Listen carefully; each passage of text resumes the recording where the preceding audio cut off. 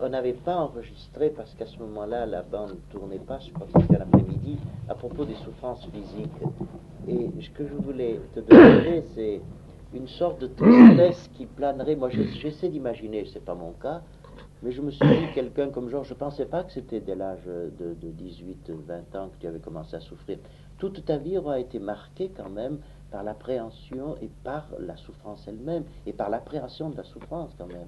Entre l'être que j'étais avant les coliques néphrétiques et l'être que je suis devenu après, il y a de grandes différences d'humeur.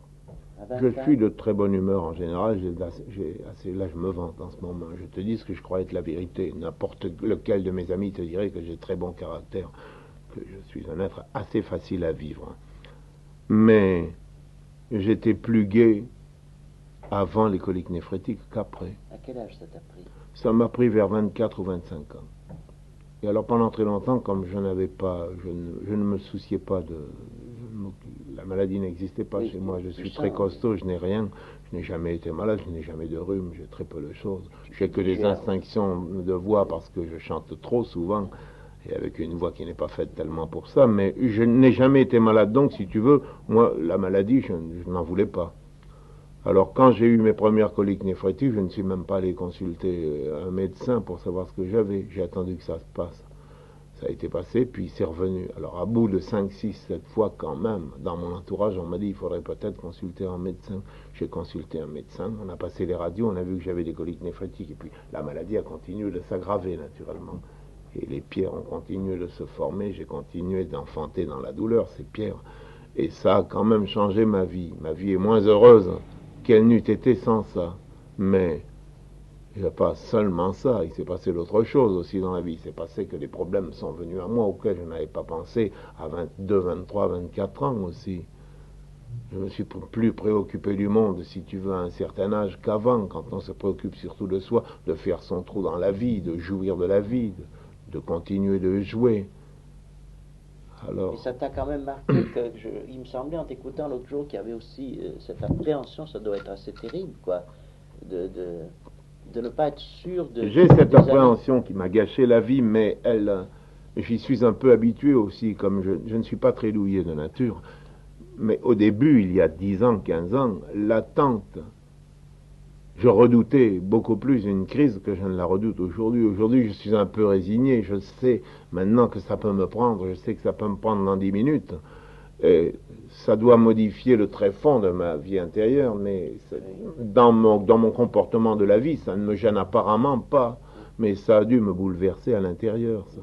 Ça doit être là, latent. Mais comme don, si j'ose dire, ta force physique, ton courage, parce que tu as eu 3 opérations. Oui. Et tu as quand même. Mais les opérations en soi, c'était rien. C'est surtout ce qui se passait avant l'opération. Quand la pierre sort du rein et commence son cheminement vers la vessie, et qu'elle se bloque à chaque tournant, à chaque infracture, à chaque détour du chemin, là, parce que c'est un chemin qu'elle fait, là, ça crée un spasme, j'ai eu une crise, et je me roule par terre. À ce point-là? Et oui. Et tu as un courage physique quand même assez rare, j'ai remarqué. Ça, il faudrait le demander à ceux qui m'ont vu dans les coliques néphrétiques. J'ai scrupule à parler de ça, je crois, oui, être assez courageux.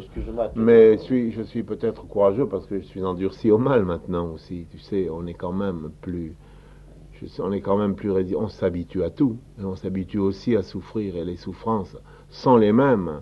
Mais le comportement que l'on a dans les souffrances change un petit peu parce qu'on a une certaine expérience de la souffrance et une certaine résignation. D'autres médicaments sont venus depuis que j'ai des coliques néphrétiques qui apaisent plus qu'avant. Aujourd'hui, les piqûres que l'on peut m'administrer, les médecines que l'on peut m'administrer quand je suis en crise sont plus vite efficaces et plus durablement que jadis. Alors, mais tu vois, la puis je me suis dit, c'est une forme de résignation. Je ne peux rien, là vraiment, je ne peux rien. Il ne faut jamais, je ne pense pas qu'il faille se résigner, mais là, je suis bien obligé de me résigner. Si on m'avait coupé une jambe, il faudrait bien que je fisse avec une jambe artificielle. Là, c'est un peu pareil. Alors, je me résigne. Mais ça a dû modifier mon humeur, mon caractère. Oui, je pense quand même. Ça a dû me rendre certaines choses de la vie auxquelles j'étais très attaché, moins importantes. Parce que quand on souffre, tu sais, on a du mal quand même à se placer à un point de vue objectif. Oui. Justement, ce que je voulais te demander, c'est que nous, nous avons peut-être été un peu maladroits, quand je dis nous, ce sont les chrétiens, les prêtres. Nous avons fait de la souffrance, on nous le reproche actuellement, on est en train d'essayer de réviser un peu cet enseignement que nous avons donné, elle apportait tellement, quoi, elle avait tant de valeur. Finalement... Je ne le crois pas. Tu ne le crois pas? C'est ça que je voulais te demander. Je ne le crois pas en général, mais en particulier peut-être que si. Qu'est-ce qu'elle peut apporter en particulier? À moi, elle m'a apporté certaines choses, la souffrance. Je ne préconise pas la souffrance, je suis un ennemi de la souffrance, mais... Et je trouve anormal justement que vous ayez basé beaucoup de choses là-dessus. Mais je pense que la souffrance... Bon, moi, elle m'est arrivée, la souffrance. Oh, c'est navrant de parler de ça, mais enfin, la souffrance m'est arrivée, et elle m'a fait, si tu veux, elle m'a un petit peu endurci, et elle m'a rendu certaines choses auxquelles j'attachais de l'importance et qui ne méritaient pas l'importance que je leur attachais. Elle m'a fait voir que ces choses-là étaient vraiment bénignes, étaient des choses sans importance, des petites choses comme par exemple un accroc à mon vêtement ou à ma voiture. Quand on pense ce qui peut arriver à un être, c'est une rigolade, ça. Ne crois pas, d'ailleurs, je te dis ça, je te donne deux exemples, là, qui ne sont pas bons, parce que si j'ai un petit accroc à mon costume, je m'en fous, et si on m'accroche un petit peu à ma voiture, je m'en fous. Et j'ai toujours été comme ça, quand même, tu vois, au fond. Maintenant, quand je me vois, parfois on attache de l'importance à un accroc ou une tache de boue à un costume ou à un soulier. On croit y attacher de l'importance, mais c'est un peu à cause des autres qu'on le fait. Moi, j'ai souvent fait attention de ne pas me déchirer, parce que je savais que ma mère allait m'engueuler, tout simplement. Et alors après, quand j'ai eu quitté le giron de ma mère, j'ai continué à avoir peur de me faire engueuler par ma mère si je rentrais à la maison déchiré. En réalité, je m'en fous complètement.